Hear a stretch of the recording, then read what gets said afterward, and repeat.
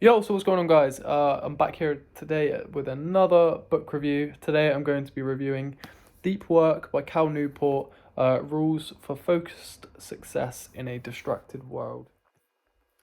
Now, I'll just give you my brief overview of the book, what it generally goes over. Um, One of the key messages is being able to perform in a work environment, whether that be like university, studying, or actually working, like having to knuckle down and work hard, learning how to operate free of distractions in a world where we are completely bombarded by distractions, and we'd rather do anything than work. So that is one of the key overall messages, overarching themes of the book. Now, I like this book because not only does it explain how that you try to reclaim your attention, and ways that you can implement reclaiming your attention, but he also uses examples from philosophy, studies, and examples to help further prove why it's important that we have this deep work, and why you should look and seek to enter that state. Just going into my little two sentence summary of what I think about this book. Why deep work is important. It's ultimately important now more than ever, living in a digital age of social media. Our attention is fragmented more than it's ever been, and it's needed just to help us complete tasks that would otherwise take you ages, helping you progress in your career and building good life skills. The overarching systems that he talks about a lot throughout this book is emails, and how ultimately responding to quite shallow level emails isn't very productive in order for long-term success in the job. Yes, they are needed to some degree, obviously, because if you're unreachable, employers are going to be scratching their heads at why they are not getting any replies.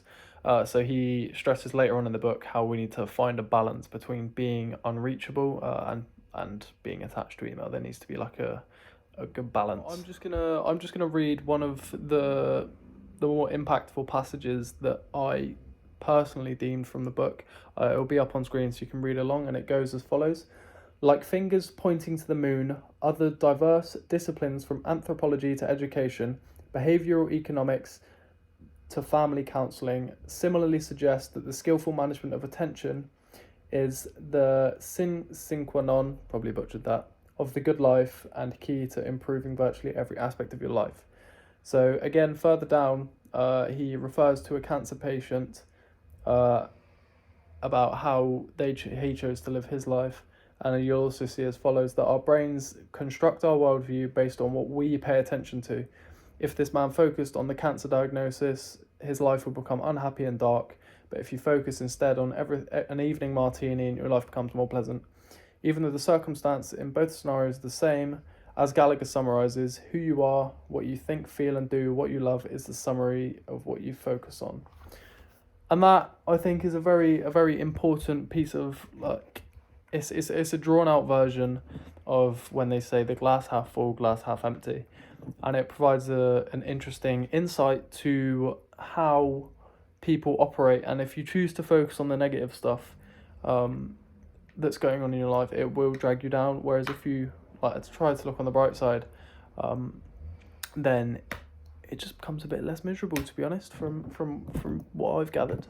So I think that's a really key point and takeaway from this book. Towards the end of the book, again, he tries to come up with strategies on how to enter this state of deep work, how to remove the distractions of the 21st century. And one of the suggestions that he has is to plan offline internet blocks. So you plan ahead of time, okay, I'm not using the internet between this hour and this hour, and you use that to focus on any sort of task or something that you're trying to do, whether that's housework, whether you're trying to read more or meditate or exercise, any of those things. He suggests that happens because when that happens, your brain is less likely to just veer onto the internet because of the addictive powers of social media. So what I took from this, I also combined with a book called Atomic Habits by James Clear, which I've also read, and it basically removes the guesswork of being on the internet by planning ahead. in Atomic Habits, he stresses how if you want to get up and exercise in the morning, you should lay out your clothes before you go to bed. So it's not another decision for your brain to procrastinate in the morning, because it's already there. You're like, okay, this is what I'm putting on and going out. So it removes the guesswork from just aimlessly scrolling on social media, and you've set yourself that you're gonna not do it for this hour, which I think is also very important. Anyway, overall, I'd probably give this book about a 4 out of 5. It was an interesting read. I definitely recommend it. It's not too long. It's only, I think, 260 pages. It took me about a week to read. But yeah, some interesting insights that I would recommend anyone pick up and read. Anyway, as always, thank you for watching. If you enjoyed this video, leave a like, subscribe, and I'll see you later. Peace.